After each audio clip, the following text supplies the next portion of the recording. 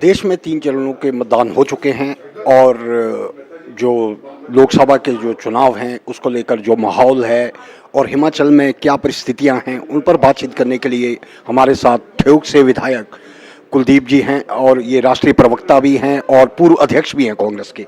कुलदीप जी, जिस तरीके का चुनाव चल रहा है, किस स्थिति की ओर जाते हुए देख रहे हैं? पहले तो सबसे पहले ये लोकसभा चुनाव।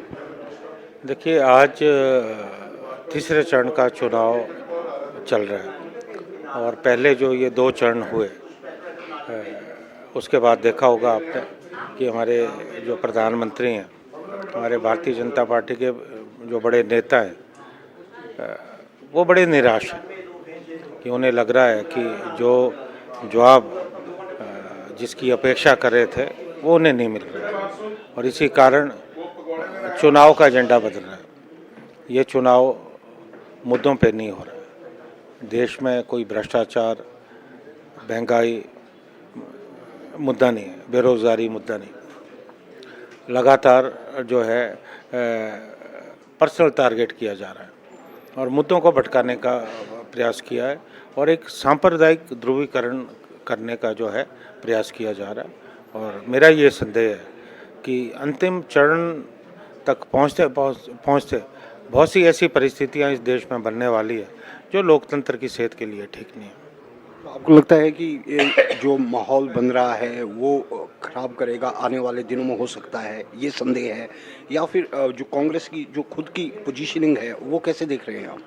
देखिए, कांग्रेस बड़ी मजबूती से चुनाव लड़ रही है और आप देख रहे होंगे कि इस बार निर्णय लिया कि राहुल गांधी जी अगर वायनाड से चुनाव लड़ रहे हैं तो वो रायबरेली में भी चुनाव लड़ रहे हैं। हमारे तमाम जो बड़े नेता हैं वो चुनाव मैदान में उतरे। हम चुनाव को बड़ी गंभीरता से ले रहे हैं और जन समर्थन भी मिल रहा है जो हमारा इंडिया अलायंस है। तो हम आश्वस्त हैं, लेकिन साथ में चिंतित भी हैं। आश्वस्त इस बात को लेकर कि जो नाकामियाँ पिछले 10 वर्षों में भाजपा और एनडीए गठबंधन की रही है, कहीं ना कहीं वोटर पे इसका असर हो रहा है। चिंतित हम इस बात को लेकर हैं कि कोई इस तरह की घटना ना हो कि जिससे हमारे देश के लिए, हमारे लोकतंत्र के लिए कोई प्रश्न चिन्ह लगे। इस बात को लेकर भी हम चिंतित हैं। हिमाचल की बात करें तो हिमाचल में अभी धर्मशाला के उपचुनाव के लिए कोई कैंडिडेट नहीं उतारा है और नामांकन की जो प्रक्रिया वो शुरू हो गई अंतिम चरण की। कब तक उम्मीद करें? मुझे लगता है कि बहुत जल्दी धर्मशाला के प्रत्याशी की घोषणा होने वाली है, क्योंकि बहुत सोच समझ के पार्टी ने फैसला किया है।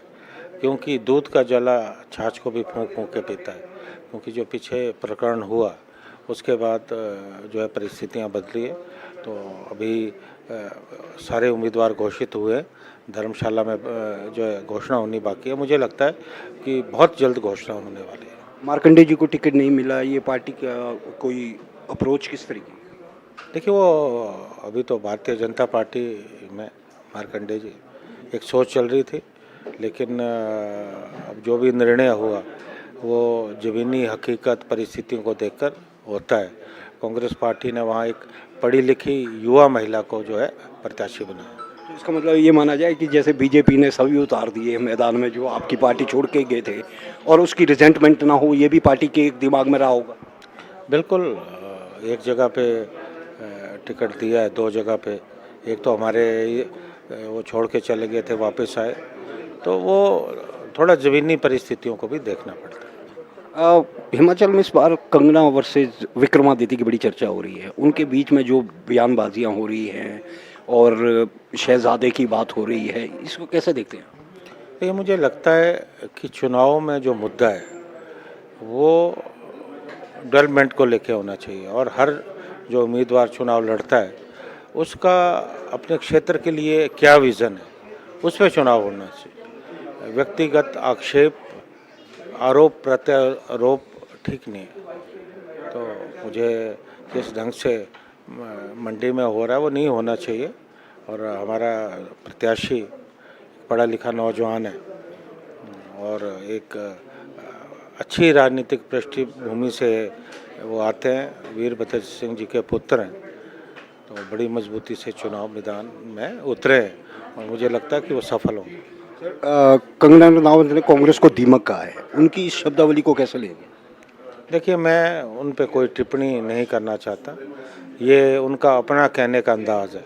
लेकिन मुझे लगता है कि थोड़ा उन्हें समझना चाहिए कि जिस पृष्ठभूमि से वो आई हैं और जो राजनीति है वो अलग-अलग है। राजनीति बहुत गंभीर विषय है, इस बात को उन्हें समझना चाहिए। जो हिमाचल की जनता है खास तौर पर, वो राष्ट्रीय मुद्दों से प्रभावित लग रही है आपको, या स्थानीय मुद्दे बड़े इम्पोर्टेंट हैं हिमाचल के परिप्रेक्ष्य में? देखिए, हिमाचल में बहुत जागरूक मतदाता है, राष्ट्रीय मुद्दों का भी असर रहता है और जो स्थानीय मुद्दे हैं वो भी जो है कहीं ना कहीं चुनाव को प्रभावित करते हैं। तो आपको लग रहा है कि जो आप खास तौर पर सेब और बागवान क्षेत्र से आते हैं, उनके मुद्दों को लेकर किस तरीके से आगे बढ़ रही है सरकार, और आपको लगता है उनके मुद्दे भी अहमियत रखने वाले हैं? देखिए, बिल्कुल, क्योंकि मैंने तो विधायक बनने के बाद जो हमारे बागवानों से जुड़े मुद्दे हैं उनको बड़े ज़ोर शोर से उठाया और मुझे इस बात की खुशी है कि बहुत सारी जो हमारी मांगे, जैसे वेट के हिसाब से सेब बिकना चाहिए, यूनिवर्सल कार्टन प्रचलन में आना चाहिए, इस पे फैसला हुआ है और हमारे बागवान जो है इस बात को लेकर बहुत खुश है कि कांग्रेस सरकार ने अच्छा फैसला किया है। और जैसे अभी समर्थन मूल्य बढ़ाया और हमारे जो कीटनाशक थे, हमारे फंगासाइड, पेस्टिसाइड, उस पे जो सब्सिडी है वो कांग्रेस सरकार ने बहाल की। तो हमारे जो बागवान हैं वो इस बात को लेकर खुश हैं, लेकिन इस बात को लेकर भी चिंतित है कि जो लगातार बाहर से सेब, विदेशों का सेब भारत आ रहा है, उससे हमारी बागवानी पे जो है संकट के बादल जो है मंडरा रहे हैं। तो हम बार बार ये मांग करते रहे और हमारे से ये भी वादा किया गया कि आयात शुल्क 100% करेंगे, लेकिन वो अभी तक हुआ नहीं। तो ये भी एक बहुत बड़ा मुद्दा बागवानों के सामने है। तो निश्चित तौर पे ये मुद्दा भी जो है चुनाव को प्रभावित करने वाला है। मेरा आखिरी सवाल है, वोटिंग परसेंटेज को लेकर काफ़ी चर्चा हो रही है, देश में भी वोटिंग परसेंटेज कम हो रही है और गर्मी के क्योंकि महीने चल रहे हैं तो इसका भी असर दिखाई दे रहा है। हिमाचल के मतदाताओं से क्या अपील करेंगे? देखिए, ये चिंता का विषय है, लेकिन मुझे लगता है कि ये लोकतंत्र का महान पर्व है और आज देश में संविधान को, लोकतंत्र को बचाने की ज़रूरत है। तो मेरा अपने प्रदेश के मतदाताओं से ये अनुरोध रहेगा कि वो चुनाव के दिन भारी संख्या में आए, मतदान करें और देश में जो लोकतंत्र और संविधान पे खतरे के बादल मंडरा रहे हैं उनसे निजात दिलाने के लिए जो है मतदान करें।